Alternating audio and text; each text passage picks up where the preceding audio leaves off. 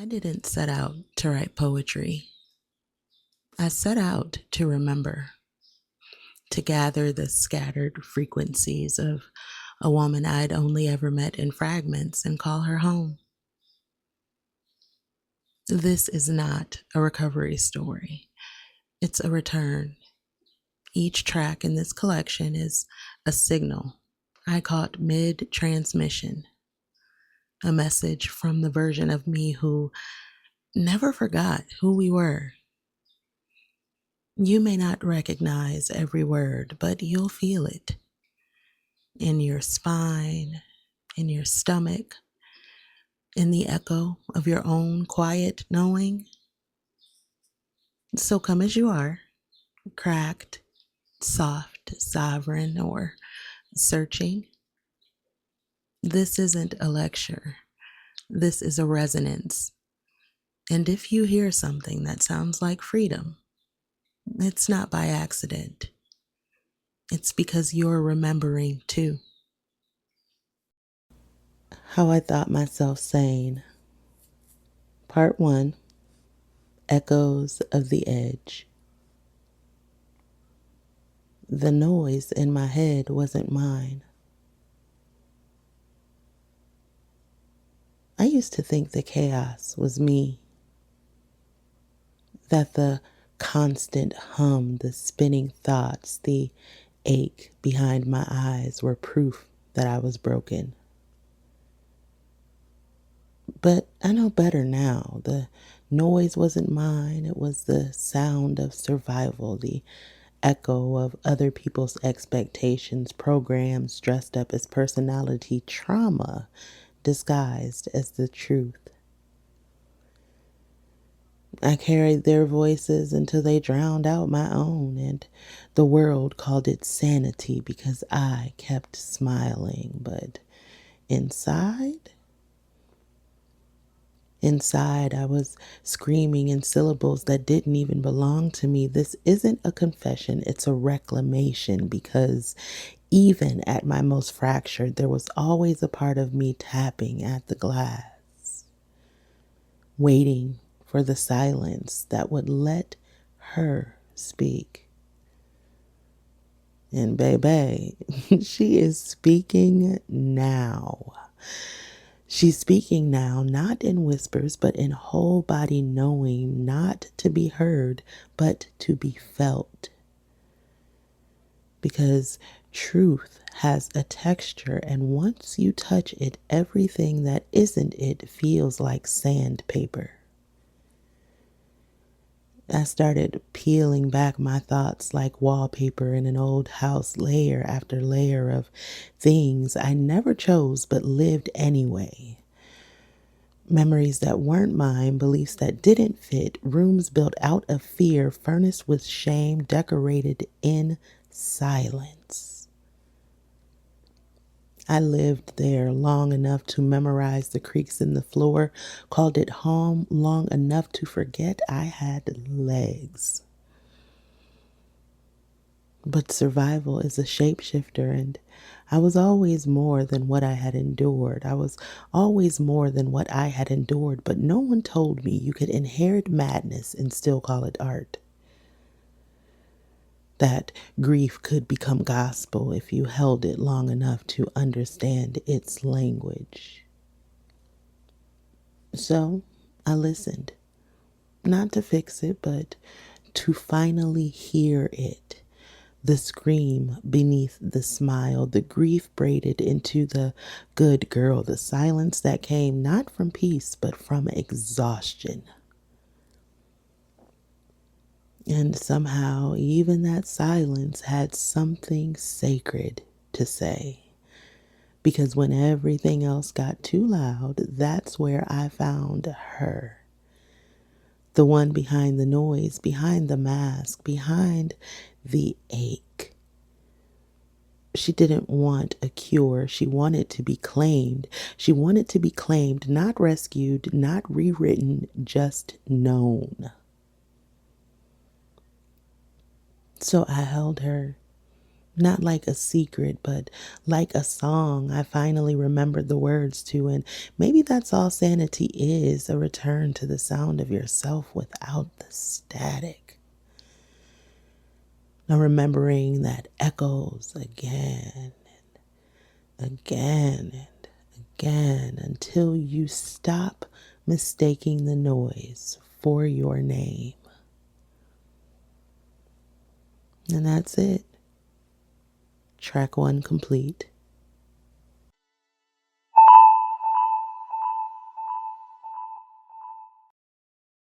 Diagnosed by ghosts. They told me I was broken before they even knew my name, labeled with the symptoms before listening to the story, prescribing pills to pacify pain that didn't even belong to me. But how do you treat a haunting? How do you medicate a memory that's not yours but lives in your body like it paid rent? I wasn't sick. I was inherited, carrying echoes of women who were never allowed to scream, men who only knew silence as survival. Every time I cried without reason, it was them. Every panic in the middle of peace, them. Every time I tried to love but flinch instead, them. I was diagnosed by ghosts who never got to finish their stories, and now I'm the one writing the end they were robbed of. So now I walk with them, not as a weight, but as a witness, not to carry, but to testify. They speak through the rhythm of my ribs, the pauses in my prayers, the chills that show up when no one else is around.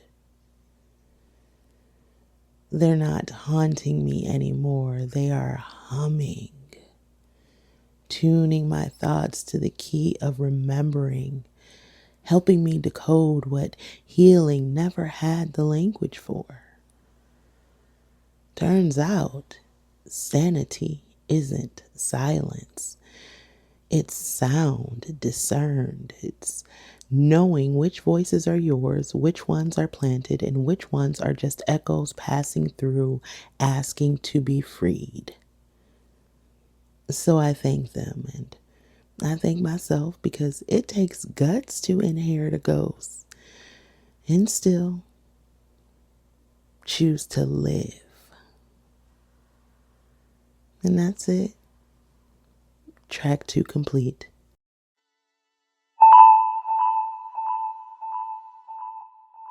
I said I was fine,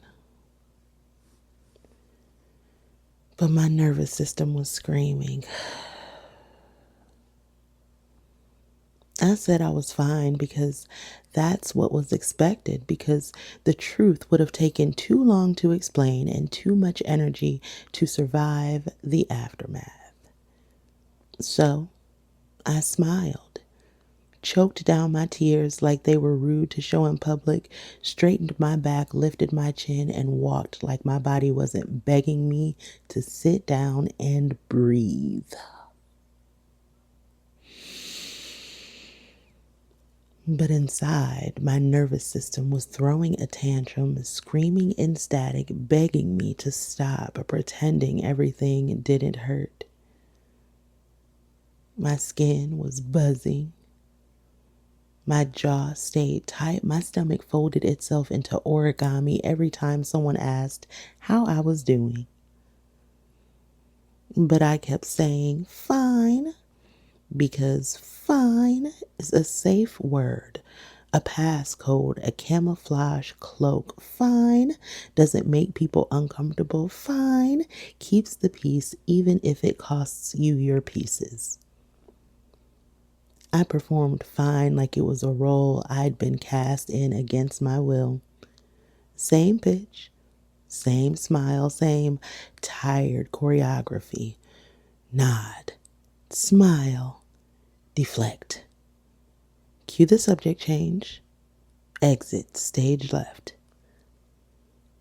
Because if I cracked, I was afraid I'd never stop spilling.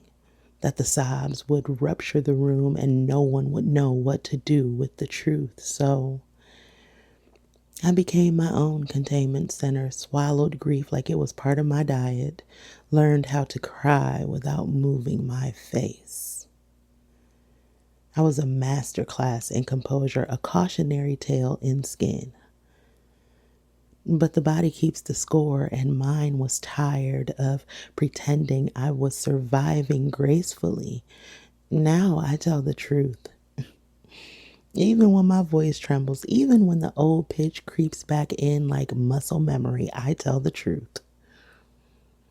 Not for them, but for the parts of me that were silenced in the name of survival. And when I say I am not fine now, you better believe I'm finally free. And that's it. Track 3 complete.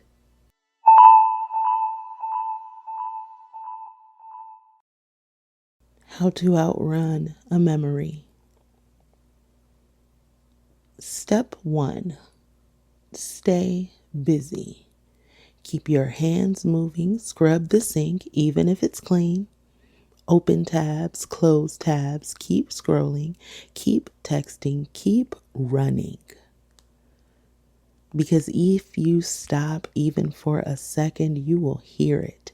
The memory breathing heavy down you, pacing, waiting, ready to pounce. Step 2. Laugh louder than the ache. Make them think you're happy. Post it, perform it, prove it, because healing doesn't count unless someone else can see it, right? Right. Step 3. Schedule peace. Don't just be peaceful, perform peace. Take the bath, light the candle, snap the pic, skip the part where your hands start shaking in the stillness. Because stillness is a fucking snitch, and your body remembers what you've spent years trying to forget. But the body keeps receipts. No delete button can erase. It will whisper in your shoulders, tremble through your thighs, scream in your stillness until you turn around and face it.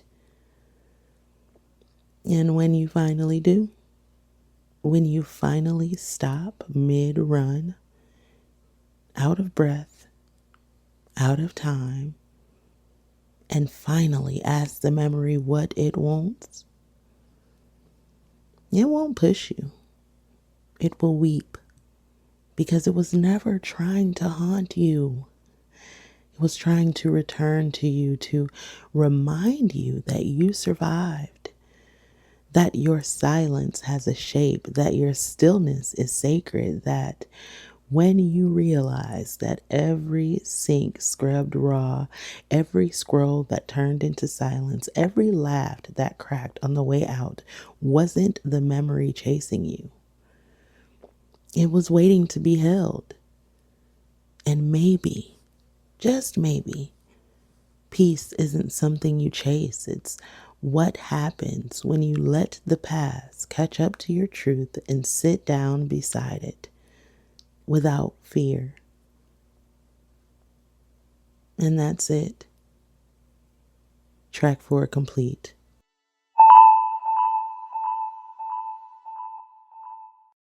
Part 2.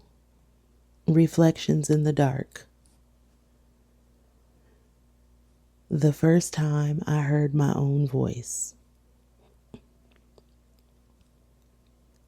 I spent years speaking in borrowed tones, my words shaped by others' expectations, each sentence a careful composition designed to fit the mold they cast for me. But one quiet evening, amidst the stillness, I heard it, a sound unfamiliar yet innate, a whisper that resonated from within, unadorned and unafraid. Was that my voice, raw and unfiltered, emerging from the depths where it had been patiently waiting, and I still didn't fully recognize it? She didn't ask permission. She didn't clear her throat or wait for the room to get quiet. She just showed up in my very own heart. Said what needed saying like she'd been practicing in the mirror of my bones. And I remember thinking, who is she? But I knew. I knew because her tone felt like relief, like finally exhaling after years of holding my breath in public. She told the truth, not the rehearsed versions, the gut deep, chest wide, inconvenient kind that cracked me open and stitched me back together in the same sentence. She didn't save me, she named me. Not the name they gave me, but the name I had buried beneath survival. And from that day forward, I couldn't pretend I didn't hear her, couldn't unfeel the resonance of a voice that belonged entirely to me. So I stopped asking for approval, stopped dimming and shrinking and rephrasing, making myself palatable for people who never tasted truth. I let her speak. In bedrooms and breakups and poetry and protest and silence and sound. And every time I do, she grows louder. Not because she's yelling, but because I've made space for her to be. The first time I heard my own voice, I thought it was God. Turns out, it was. And that's it. Track 5 complete.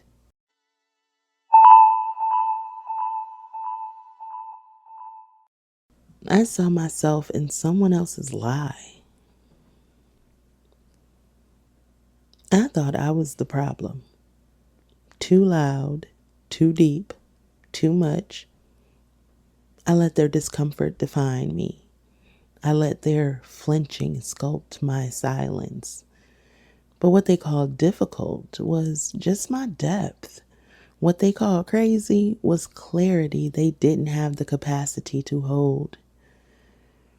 It wasn't until I looked back that I saw the fingerprints, the way they pressed their wounds into me and called it feedback. I mistook their shame for reflection, thought I was seeing myself when I was just absorbing their distortion. But the truth didn't sting, the lie did. And once I stopped making myself small enough to fit their projections, I realized they were never looking at me. They were looking at their own reflection and mistaking me for the mirror that shattered it. I just stood there holding space for a story that was never mine to carry, but not anymore. Now I see the lies before they stick. I name the projections before they pierce. And when someone calls me too much, I smile because I know they've only ever practiced not enough. So yeah, I no longer shrink in rooms that echo with someone else's wounds. I stand tall in truth, the truth that was never meant to be hidden in the first place. And that's it. Track 6 complete.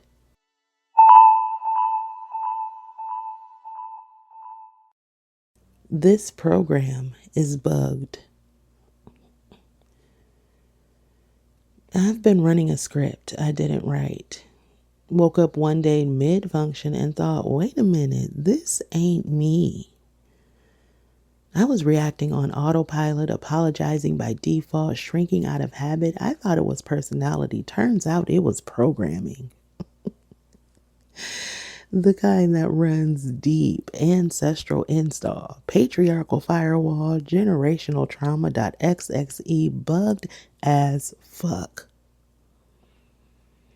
Somebody taught me that being agreeable was survival, that silence was sacred, that discomfort meant danger. But who coded that? Because, baby, this version crashes every time I try to be free. So I started debugging. Or maybe I should say I bugged the fuck out. Every thought, every reaction, every loop that led me back to fear with a smile on my face and my boundaries on mute. And what I found? The system was never designed for liberation. It rewards compliance, punishes truth, worships exhaustion, and calls that shit strong. Nah, not anymore. I soft rebooted, installed discernment, ran a full body diagnostic, and deleted every line of code that told me I was too complicated to love. Now, I build my own system, run updates in alignment, crash gracefully when I need to, then get back up with more memory, more truth, and less tolerance for lies disguised as logic. This program is bugged, but I am not. I'm the one writing the language of what it means to be me, of what it means to glitch the system on purpose and in purpose. And that's it. Track 7 complete.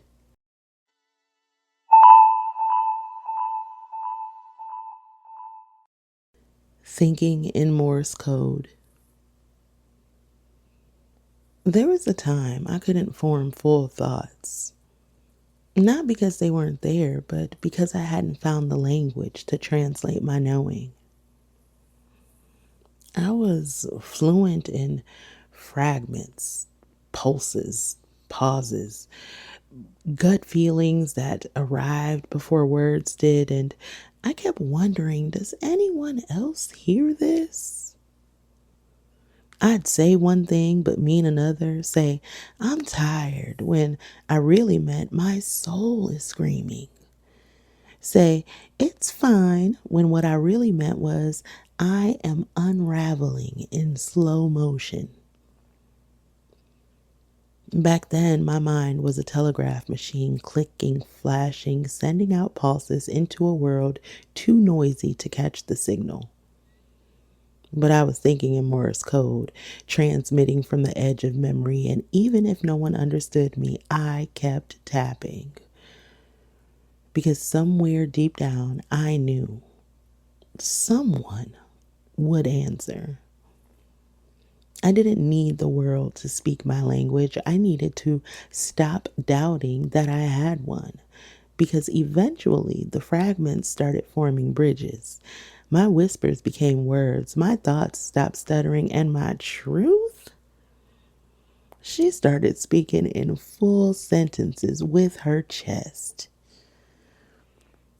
Now, when I speak in clarity, not because I have all the answers, but because I trust the ones that come encoded in feeling.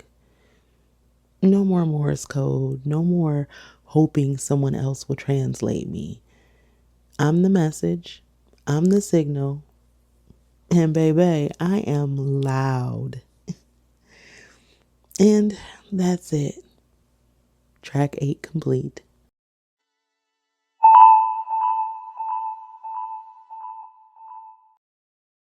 Part 3. Resonance rising. Mirror, mirror, I'm the spell. They kept asking what kind of magic I used, what ritual I performed, what altar I bowed to glow like that. And I told them I am the altar. The spell was never something I cast, it was something I became. Mirror, mirror, they look into me hoping to see beauty, but all I ever did was show them the truth.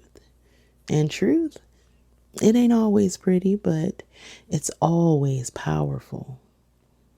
Some call me dangerous, said I was too intense, too raw, too hard to hold. But the truth is, they were just afraid of seeing themselves without the filters. So now, I don't ask to be understood. I don't shrink to be seen. I don't soften truth just to make it easier to swallow, because the mirror doesn't lie, and I've learned those who flinch at the reflection were never meant to stay. I am the revelation, the flicker in the flame, the shimmer in the wound that says, you're still alive. I stopped apologizing for the ways I illuminate, for the shadows I stir, for the clarity I call in without even trying. I'm not a witch, but I'm made of spell work, not a prophet, but I've heard God echo through my bones, not an illusion, but a reminder. That power can be soft and softness can burn if you're not ready for the heat. Mirror, mirror, I'm not waiting to be chosen. I was the enchantment all along, and now I speak in reflections and walk in truth. Let them adjust their gaze. And that's it. Track 9 complete.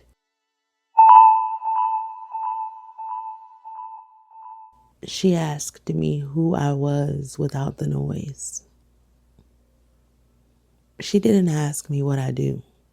She didn't ask for credentials or titles, didn't want the elevator pitch or the carefully curated version I learned to recite on command.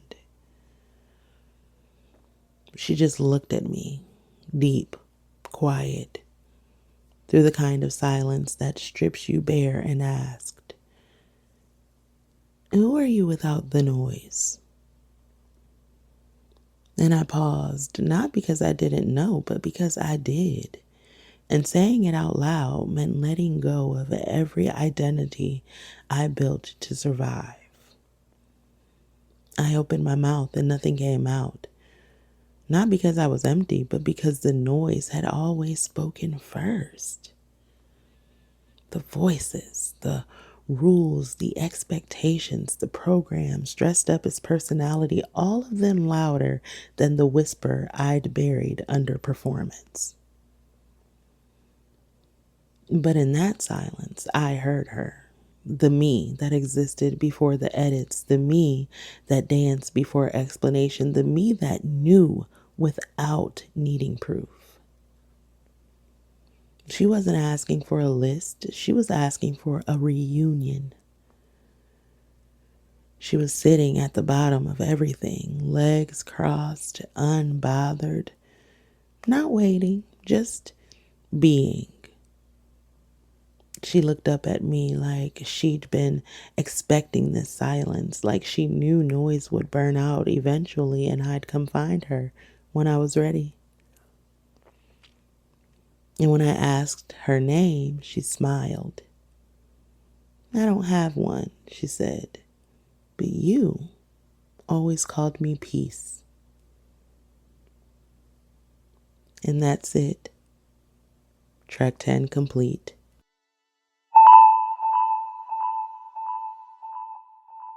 My mind is a tuning fork. I used to second guess everything. Every nudge, every knowing, every whisper from within got cross-examined by doubt and handed over to fear for review. But now my mind is a tuning fork, ringing when it's right, humming when I'm home, vibrating in harmony with the truth I don't need to explain. I don't chase signs anymore. I am one. I don't wait for confirmation. I resonate it. I trust the yes in my belly more than the applause from the crowd. And when I walk into a room now, I listen for the hum. Now I walk by feeling, not force. I align before I decide. And if it doesn't match my tone, I let it fall flat. No explanation, no negotiation, just silence. Because silence isn't empty, it's calibration. It's the space where my knowing turns itself even deeper. People ask me how I'm so calm, how I seem so sure. And the truth is, I'm not always sure. I'm just in sync with source, with self, with the sacred hum that vibrates beneath the noise and carries my name in every octave. And that's it. Track 11 complete.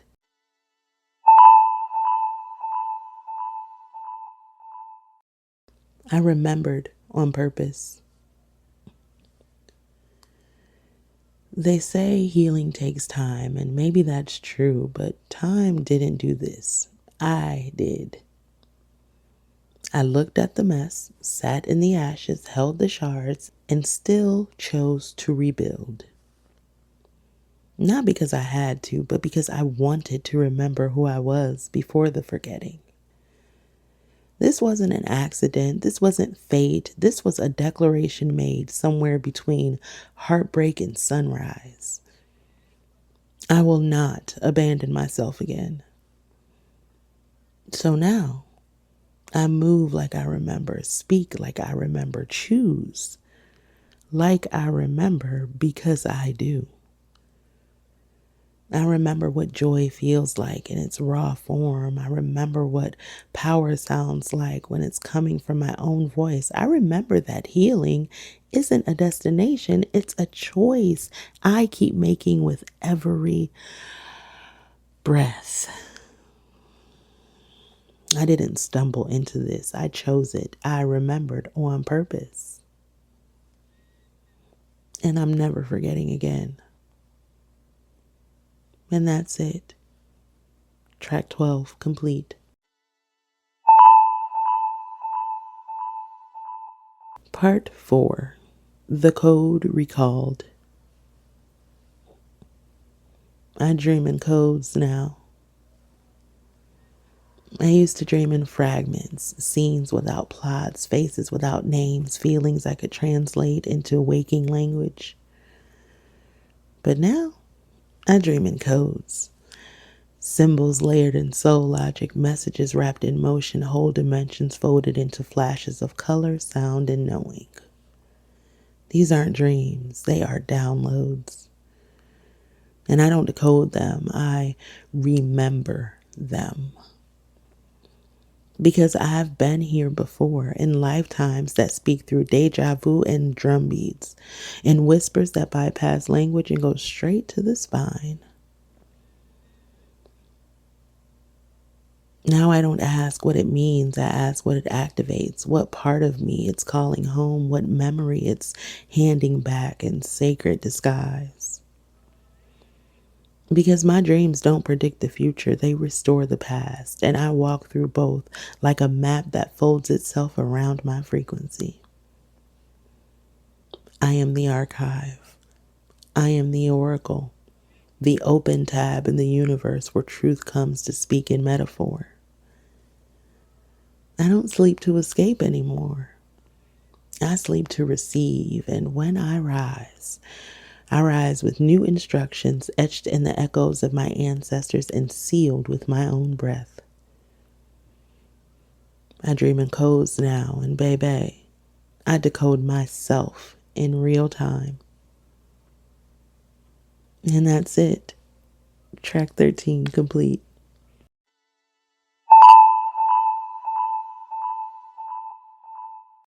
The mind was never the enemy. They told me not to trust her. Said she'd lie, said she'd loop, said she'd sabotage my softness and talk me out of my peace. So I ran, I split, I tried to meditate my way out of my own skull and called it healing. But you can't abandon your mind and expect to feel whole.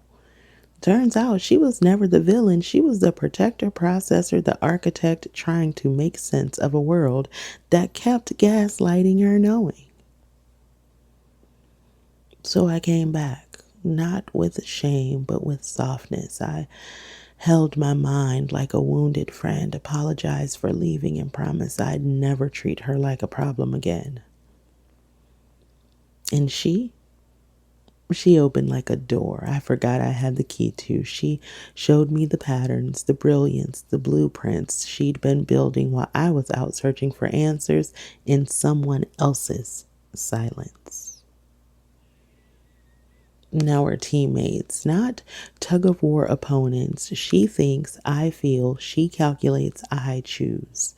And together we build temples from thoughts that used to undo me. My mind was never the enemy. She was the coded companion, the compass, the quiet genius just waiting for me to call her sacred. And she is. And that's it. Track 14 complete.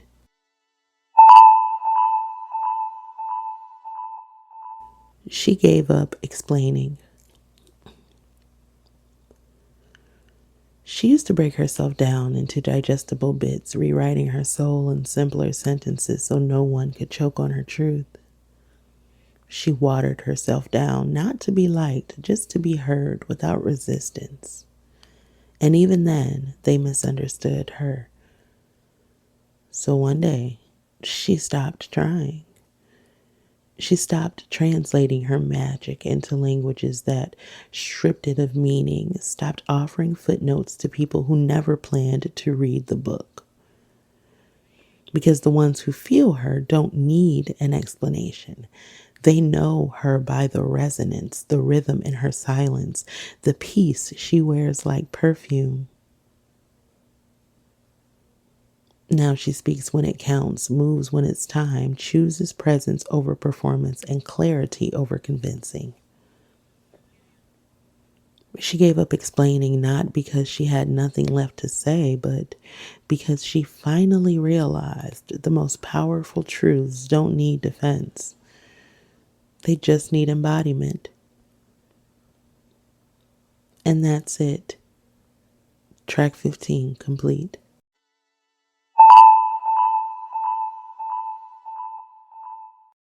I speak in reflections.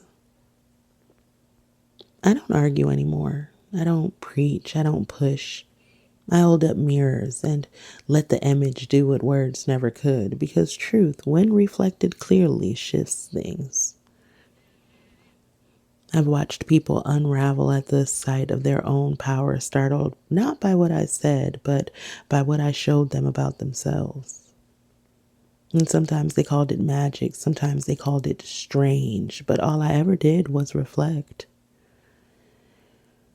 I've learned that holding space is more powerful than holding court, that presence can be a sermon without a single sound.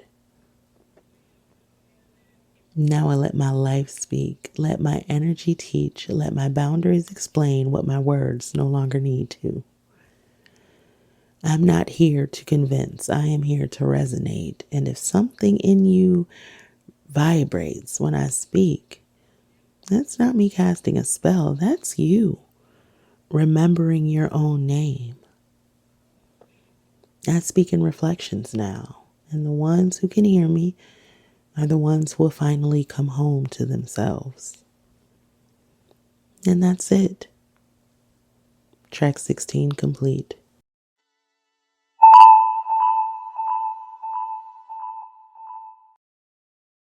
I am the spell, the signal, and the sound. I used to think that I had to choose between softness and strength, between power and peace, between being felt and being free. But now I know I am all of it, all at once. I don't chase alignment anymore. I am alignment. I walk into rooms and the energy adjusts itself to meet me. I'm not the seeker, I'm the source. I'm not the student, I'm the signal. I'm not the spellcaster, I am the spell. So now, I don't ask for signs. I radiate them. I don't beg for belonging. I become the space. Don't question if I'm worthy. I've remembered. I am the opening, the portal, the proof.